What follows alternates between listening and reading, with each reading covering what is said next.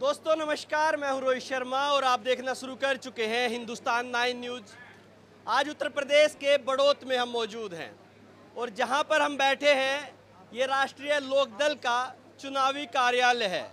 यहां पर आप देखेंगे, कैमरा पर्सन को कहूंगा एक बार दिखाए, ये जो भीड़ यहां पर बैठी है ये लोकदल के चुनाव में समर्थन के लिए यहां पर बैठी है। ये सभी लोग आसपास के लोग हैं, गाँव से आए हुए लोग हैं जो यहाँ पर लोकदल या फिर गठबंधन के प्रत्याशी को समर्थन देने के लिए यहाँ पर पहुँचे हैं। और इन्हीं सब चीज़ों के बीच बड़ौत में जो चुनाव है वो कहीं ना कहीं घूम गया है। यहाँ के जो पूर्व चेयरमैन रहे हैं उन्होंने एक बयान दिया है, जो इंटरव्यू आपने सुना है, कि चुनाव अब मंदिर मस्जिद शिवजी अल्लाह और हिंदू मुसलमान पर कहीं ना कहीं आ गया है। शायद वो लाना चाहते हैं या आ गया है। इन सब चीज़ों पर बातचीत करने के लिए शामली से विधायक प्रसन चौधरी जी हमारे साथ हैं। शामली में चुनाव संपन्न हो चुका है और अब वो बड़ौत में पार्टी की जिम्मेदारियों के साथ उतरे होंगे। उनसे बातचीत करेंगे और जानेंगे कि वो क्या समझते हैं बड़ौत में चुनाव को लेकर। प्रसन जी, सबसे पहले तो एक बार फिर से आपका स्वागत है हिंदुस्तान 9 न्यूज़ पर। बहुत बहुत धन्यवाद आपका, आपने अभी घेर लिया मुझे। देखिए, जहाँ जहाँ आप मिलेंगे हमारे माइक के सामने सवाल हमारा करने का जो कर्तव्य है हम निभाते रहेंगे। शामली का चुनाव संपन्न हो गया है। सबसे पहले तो मैं जानना चाहूँगा कि कैसा रहा चुनाव, क्या उम्मीदें शामली से आपको है? शामली का बहुत अच्छा चुनाव रहा, गठबंधन के पक्ष में सारा चुनाव गया है और वहाँ 10 नगर पंचायत नगर पालिका है। बीजेपी एक भी सीट नहीं जीतेगी। एक भी सीट नहीं जीती? एक भी सीट नहीं जीत रही। ऐसा क्या समीकरण दौड़ाया है कि एक भी सीट बीजेपी को हाथ नहीं आएगी? उसके कर्म है, उनकी नियत और नीति में खोट है। वो कहते कुछ हैं करते कुछ हैं, इसलिए वहाँ बीजेपी हार रही है। चलिए, बीजेपी तो एक भी नहीं जीतेगी, लेकिन एक दिलचस्प सीट रही कांधला। पूरे उत्तर प्रदेश में साथ साथ मैं तेरे साथ तू मेरे साथ, और वहाँ पर अलग अलग हो गए। वहाँ पर कौन जीतेगा? वहाँ पर समाजवादी जीतेगी, लोकदल जीतेगी या फिर भाजपा जीतेगी? वहाँ पर क्या माहौल है? ऐसा है, मेरी बात सुनो। जब एक माँ बाप के 2 बच्चे होते हैं, कभी कभी किसी फसल पे उनका पता चलता है कि इसमें तो गेहूं बोना है, दूसरा कहा नहीं इसमें तो बाजरा बुआगा या जौ बुएंगे, तो अलग अलग हो जाता है। कभी कभी हो जाए ऐसा। फाइट अच्छी हुई है, बीजेपी के खिलाफ फाइट हुई है। बीजेपी का कैंडिडेट नहीं जीतेगा, गठबंधन का ही कैंडिडेट जीतेगा, चाहे सपा का जीतो चाहे लोकदल का जीतो। तो आपको नहीं लगता कि ये गेहूं और बाजरे की फसल बोते बोते आपने कहीं वहां पर दूसरी कोई फसल तो नहीं उगा दी? क्योंकि जो वोटर है वो तो बढ़ जाएगा। गठबंधन का जो वोटर था वो वैसे भी बीजेपी के खिलाफ वाला वोटर है, तो आपने वहां पर जो फसल अपनी अलग अलग बोई है तो उसमें बीजेपी का ईंख तो नहीं उग जाए वहां पे कहीं पे? वोटर समझदार है, वो बीजेपी के पक्ष में नहीं जा रहा, वो गठबंधन के ही पक्ष में है और कोई ना कोई तरीका वोटर्स खोज लेता है भाजपा को हराने के लिए, वो एक को समर्थन कर देगा। चलिए, शामली पर ज़्यादा सवाल नहीं करेंगे। इस बात से आप समझ रहे हैं कि तरीका क्या खोजा गया होगा। चुनाव से पहले इशारे कर दिए गए होंगे किसको कहाँ पर वोट करना है। बड़ौत में आ जाते हैं। स्वागत है आपका बड़ौत में। मैं तो हूँ आपसे पहले यहाँ पर, और स्वागत भी हो रहा है कि जिसको मंदिर का घंटा बजाना है वो बीजेपी को वोट दे दे, पूर्व चेयरमैन यहाँ के कह रहे हैं, और जिसको नमाज करनी है वो बीजेपी को वोट नहीं दे। ये चुनाव घूम गया है, क्या कहेंगे इस पर? चुनाव नहीं घूमा, चुनाव सही दिशा में आया है। मैंने पहले भी बताया, अभी कोई इंटरव्यू मेरा ले रहा था, ये भारत के पूर्व प्रधानमंत्री स्वर्गीय चौधरी चरण सिंह जी की कर्म भूमि है। स्वर्गीय चौधरी चरण सिंह जी ने एक भाईचारा स्थापित किया था जो हिंदू मुस्लिम एकता का प्रतीक है, और भारतीय जनता पार्टी के लोग धार्मिक उन्माद फैलाना, जातिवाद फैलाना, दिलों की दूरियां बढ़ाना, ये कार्य करते हैं। लेकिन गठबंधन दूरियां घटाने का कार्य करता है और दोनों धर्मों को और सर्व जाति को, चाहे उसमें जैन समाज हो, व्यापारी लोग हो, चाहे एससी समाज हो और चाहे ब्राह्मण समाज हो, कोई भी समाज हो, ये गठबंधन सर्व समाज को साथ लेने का, चलने का ओहदा रखता है और साथ लेकर चलते हैं। और बड़ौत में भी यही हो रहा है। हम समर्थन करते हैं मंदिर में अजान होने का भी हम समर्थन करते हैं मंदिर में, मैं गलत बोल गया, मंदिर में घंटा बजाने का भी, और हम समर्थन करते हैं मस्जिद में नमाज पढ़ने का भी। यही हमारी संस्कृति है। हम ईद और होली मिलन करते हैं, ईद पे हम ईद मिलन करते हैं, उसमें सहयोग करते हैं, और यही यहाँ की संस्कृति है। दोनों समाज साथ साथ रहने की संस्कृति है। हम दूरियां घटाने का काम करते हैं, वो दूरियां बढ़ाने का काम करते हैं। परसन जी देखिए, इस चुनाव से पहले उत्तर प्रदेश में बहुत बड़ा खेल हुआ।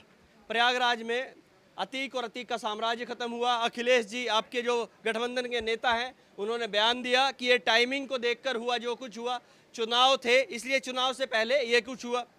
उसके बाद वहाँ से चीज़ें हुई तो उसके बाद बड़ौत में अब इस तरह के बयान आ जाना। जब मैं यहाँ पर कैंडिडेट से बातचीत करता हूँ जो बीजेपी के कैंडिडेट हैं, तो कहते हैं मुस्लिम वोटर हमारे साथ है।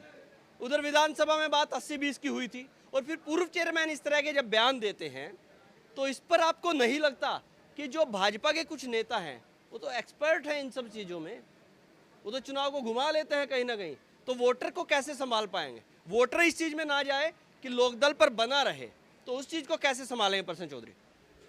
गठबंधन और हमारे नेता आदरणीय चौधरी जयंत सिंह जी और आदरणीय अखिलेश यादव जी, चंद्रशेखर आज़ाद जी हमेशा बात करेंगे विकास की।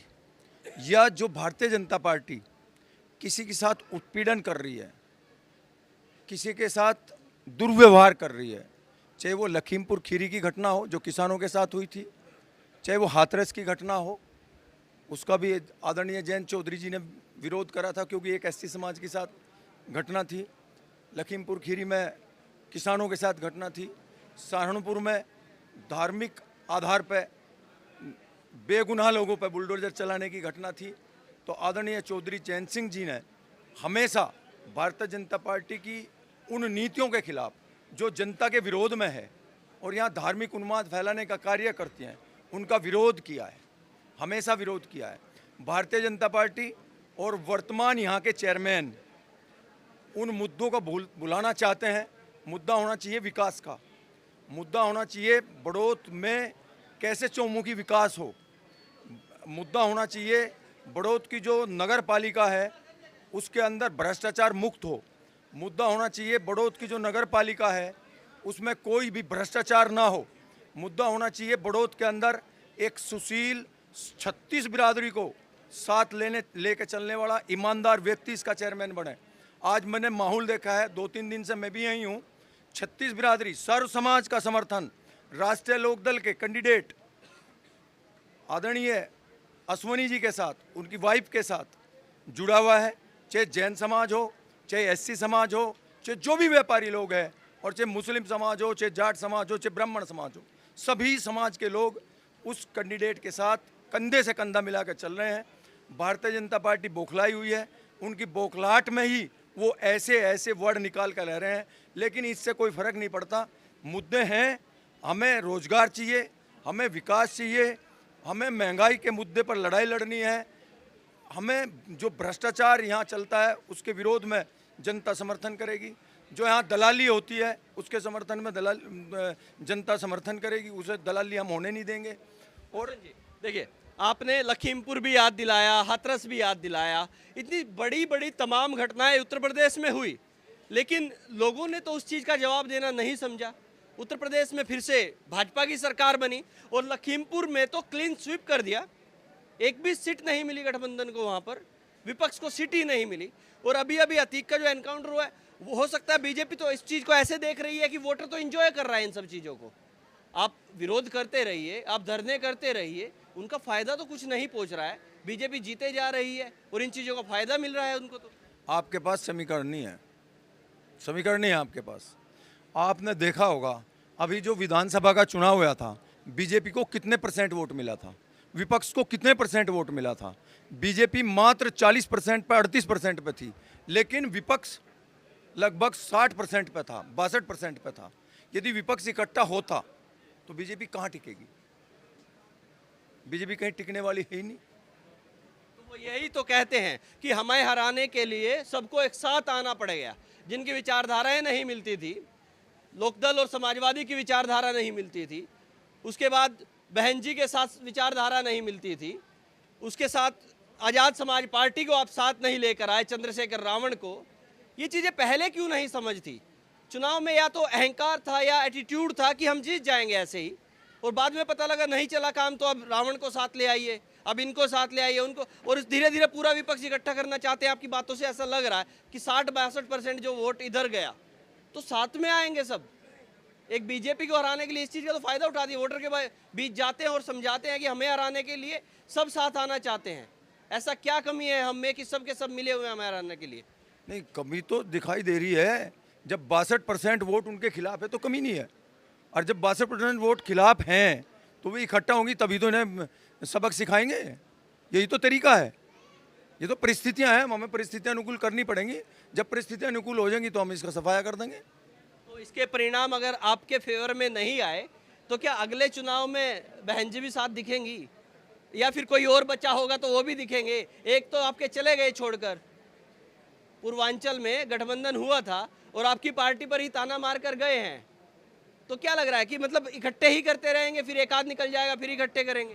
परिणाम आपने देखा नहीं, खतौली में परिणाम नहीं आया। आप इन चुनाव में देखना, जो अभी नगर पंचायत और नगर पालिका के चुनाव हो रहे हैं, बड़ौद की नगर पालिका का चुनाव हो रहा है, सर्व समाज का वोट मिल रहा है। भारतीय जनता पार्टी के खिलाफ जनमत इकट्ठा हो रहा है। यहाँ व्यापारी लोग भी, किसान लोग भी, मजदूर लोग भी, एससी समाज के लोग भी, सब इसके खिलाफ इकट्ठे हो रहे हैं। सबको भारतीय जनता पार्टी ने किसी को भी खुश नहीं किया। सब परेशान है, कोई महंगाई से परेशान है, कोई रोजगार से परेशान है, किसानों की फसलों का दाम सही नहीं मिला वो उससे परेशान है, उनका पेमेंट सही नहीं हो रहा वो उससे परेशान है, व्यापारी जीएसटी से परेशान है। तो ये सारे इकट्ठे हैं, इकट्ठे होंगे और परिस्थितियाँ अनुकूल हो जाती हैं। जब परिस्थितियाँ अनुकूल होंगी बीजेपी का यहाँ से सफाया होगा। मैं आपको गारंटी शुदा कह रहा हूँ, बड़ौद की नगर पालिका में बीजेपी का सफाया होना है, और हमारा कैंडिडेट यहाँ पहले दिन से ही सर समाज की वोट लेके लगभग 20 से 25 हज़ार से जीत का आएगा। चलिए, ये प्रसन चौधरी जी हैं और इनका जो इंटरव्यू होता है बेबाक होता है, और आज रहा वैसा ही। अब इसी तरह के दावे ये करते रहते हैं। जब भी मैं इनसे इंटरव्यू करता हूँ, बातचीत करता हूँ, तो ऐसे सभी दावे होते हैं। अब ये दावा इनका कितना सही जाएगा, बड़ौद की जनता क्या चाहती है, वो बड़ौद की जनता जनार्दन है, वो बताएगी। आप लोग किसको वोट कर रहे हैं, किसको अब की बार जिता रहे हैं, ये विपक्ष के नेता है, इनका बनता है ये सभी बातें बोलना। लेकिन जो गठबंधन वाली बात इन्होंने कही कि विपक्ष को 60% से ज़्यादा वोट मिलता है, तो मुझे लगता है कि जब भी कोई नया जुड़ता है तो पुराना एक छोड़कर चला जाता है। तो इसमें लोग आते रहेंगे और जाते रहेंगे।